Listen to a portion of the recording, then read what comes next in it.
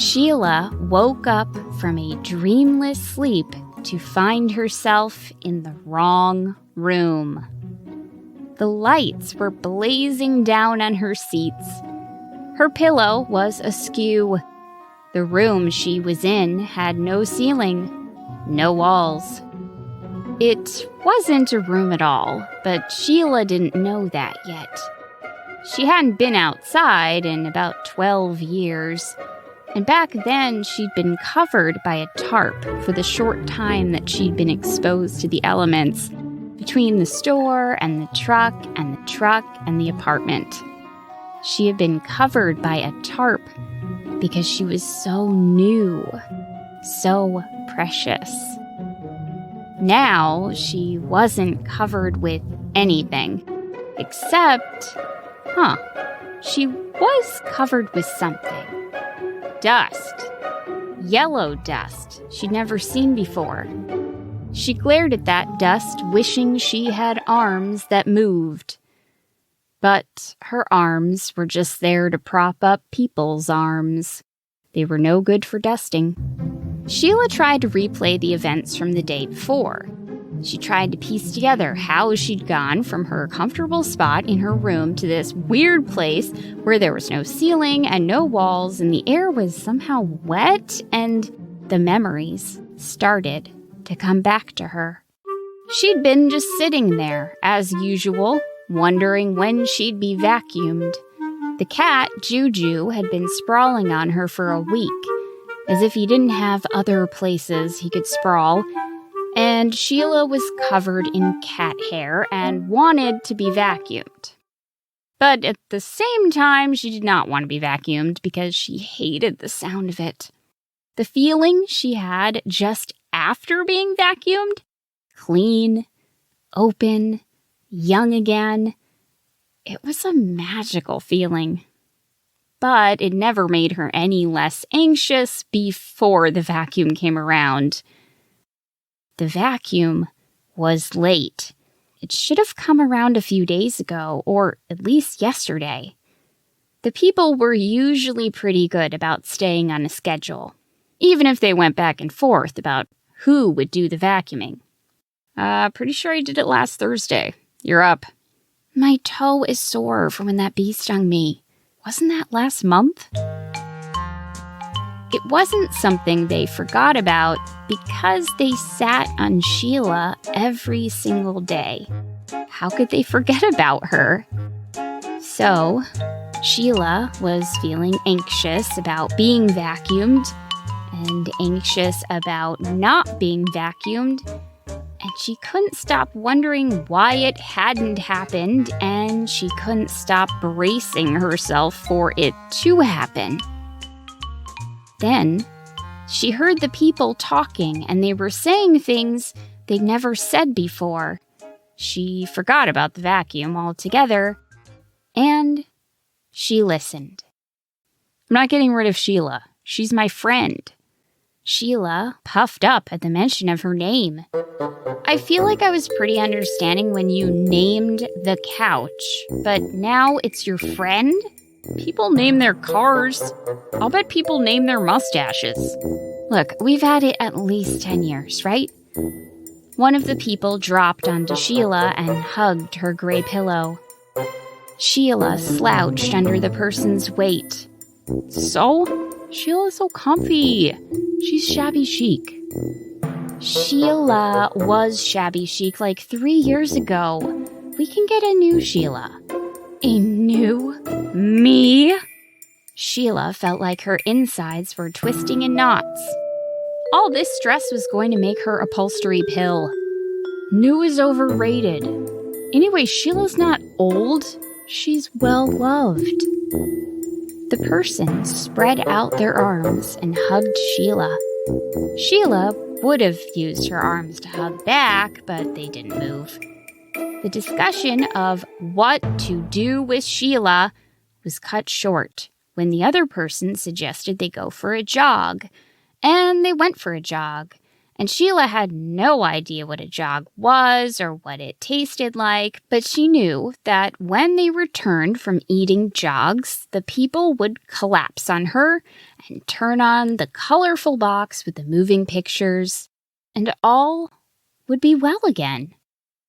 And they did do that. But while they were eating their jogs, or later, when they were out of earshot after watching the colorful box, that discussion of what to do with Sheila must have restarted again. And the end of that conversation must have been important, because now Sheila was no longer in the room.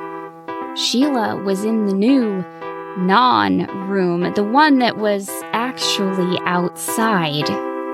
And she was covered in that yellow dust. And her one gray pillow was askew. And if she could have, she would have hugged herself with her arms. And she would have hugged her one gray pillow. But her arms didn't move. And then she heard something. It sounded like paper fluttering in the wind. Then, footsteps. People. 2 of them. They approached, and one reached out a hand and touched the fluttering paper attached to Sheila. Free, huh? You want a couch? I wanted a green couch. This one's free, though. Yeah, no. I don't want it. You want raisins? Yes, I want raisins. They left to go get some raisins. Those were just the first people to come. More came. More touched the fluttering paper. Some sat right down on Sheila. Others walked around her, running their fingers over her imperfections, making her flinch. Those were the times she wanted to sink into the sidewalk. That first night, a creature came ambling towards Sheila after leaping out of a trash bin. It nestled into her cushion, and she could feel its heartbeat. Sheila tried to imagine it was Juju, the cat. She never thought she'd miss Juju. After napping for a while, the creature slunk away. Sheila wondered whether it left some fur behind, and she thought again about the vacuum. She wondered if she'd ever get that after-vacuum feeling again. Clean, open, young. In the morning, a bird landed on Sheila. A talkative bird. Well, hello. You were not here yesterday. You are a loafa? No, that's not right. That's not right. A loofah. Stofa. No, that's wrong. Muffin. That's a word. Yes, you are a muffin. I am not a muffin, Sheila thought to herself. Nice day, isn't it? Simply beautiful. And it was. The sky was a pale blue, and the clouds were a pale pink, and the sun was bright, but not too bright. And the air felt, oh, there's another muffin. Sheila could feel the bird's little feet shifting on her arm, and it took her a second to understand what the bird was saying, and she strained to take a look. And there it was. It was not a muffin. It was a brand new sofa. That's funny. I never see muffins here. And now all of a sudden, 2 muffins. 2 muffins, same day. Looks like it came off that truck right there. The truck had done its job. It drove away, leaving the other sofa facing Sheila. Well, this is awkward, the bird said. Sheila wished she could swat the bird away, but her arms just sat there, taunting her with their inability to do anything helpful, anything at all. Worse still, Sheila realized that the brand new perfect sofa, straight from a truck, had a full view of Sheila's side. The side that, over the course of 12 years, had been ripped up by Juju the cat. Oh, it was so embarrassing. Again, Sheila wished she could sink into the sidewalk. The people, the very same people who used to lounge on Sheila, appeared and didn't even look in her direction. Instead, they picked up the brand new sofa and slowly carried it towards the apartment. Hold on a second, I'm about to drop it. I'm really not as strong as you think I am. Lift with your knees, not with your back. I'm lifting with my knees. You're bending at the waist. Sheila watched them lurch the sofa out of sight. There it goes. Bye, Muffin. Wasn't that nice? Beautiful collar, don't you think? Now maybe some people will come along and take you away. What do you think, Other Muffin? I am not Other Muffin. I am the original Muffin, if anything, Sheila thought to herself. She sighed. Wishing the bird would just go away. And it did. It flew away. Sheila was alone again. That night, she wondered if the creature would come back for another nap. But it didn't. In the morning, Sheila woke up to hear something very loud coming down the block. She understood what the sound was because she'd heard it many times before. It was the sound that always made one of the people run wildly out of the apartment carrying a bag of trash, saying something like, "I'm gonna make it this time. Just make sure you put it all the way to the curb this time. They won't take it if it's not on the curb." And right on time, the person who had sat on Sheila too many times to count, the person who had named Sheila, that person came running out of the apartment, swinging a bag of trash, and set it down right next to Sheila. Then the person walked back, panting from running so hard. And in that moment, Sheila realized she had been dragged to the curb. She was trash. The clouds above Sheila were a milky white against the gray sky. It was the kind of sky that gave no hint as to what might happen next. It was the kind of sky that could deliver any type of weather. Rain, sun, fog, and you wouldn't be surprised. Sheila tried to focus on that gray sky as the trash truck came ever closer. It stopped at the apartment building next door. People tossed things in that clunked around. Then, there it was, right in front of Sheila.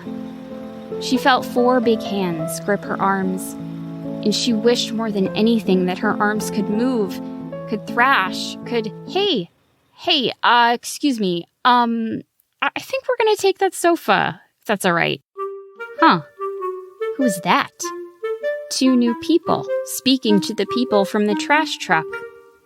There was a pause. The 4 big hands ungripped Sheila's arms and disappeared. One of the people from the trash truck picked up the bag next to Sheila and swung it up into the truck. Sheila hadn't even realized she was holding her breath until that moment, and she let it out, and her cushions sighed, and the one gray pillow sighed too. The sound of the trash truck receded as it turned a corner. The 2 new people approached. One of them dropped onto Sheila's cushion and hugged the gray pillow. How could anyone get rid of this sofa? Seriously, it's perfect. Sheila felt like her upholstery was humming, alive from that word. Perfect. They think I'm perfect. My name is Sheila, Sheila tried to say, but nothing came out.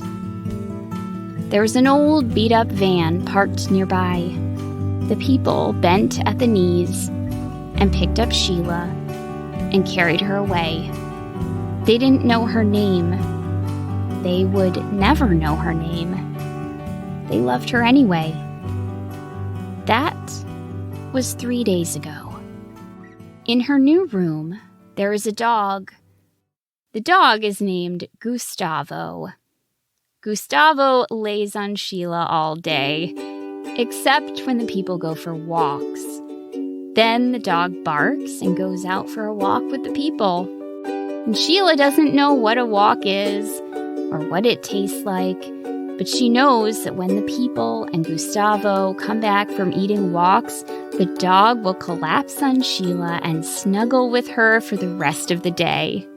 And the first time the people come at Sheila with the vacuum, she gets that anxious feeling she had about the vacuum back in the old room before.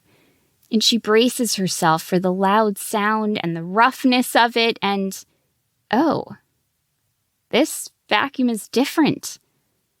It's quieter than the other one. The people use a small attachment that's soft on her surface. This vacuum makes a purring sound, and it reminds Sheila of Juju, the cat. And Sheila never considered that maybe she had loved Juju, but now she does consider it. She misses Juju, and she will never see Juju again. And she is sad. After the vacuum is gone, Gustavo leaps onto Sheila and snuggles against her. Gustavo loves Sheila. She can tell. And if she could, Sheila would use her arms to hug the dog. But her arms don't move. So Sheila allows herself to be loved in her new room, in her new house, with her new vacuum, and the people who don't even know her name. Sheila sighs, and she feels her cushions sigh along with her. She slips into a peaceful state, reflecting on all that has happened to her. She thinks about that new sofa, the one she'd felt so angry towards just a little while earlier. And for the first time, she has a new thought directed at that new sofa. You are me. 12 years ago, you are just like me. We are no different. We are separated only by time and nothing else. Sheila feels Gustavo shift around, finding the best possible position for himself. Then he stops and is still. Sheila falls asleep. The dog falls asleep too.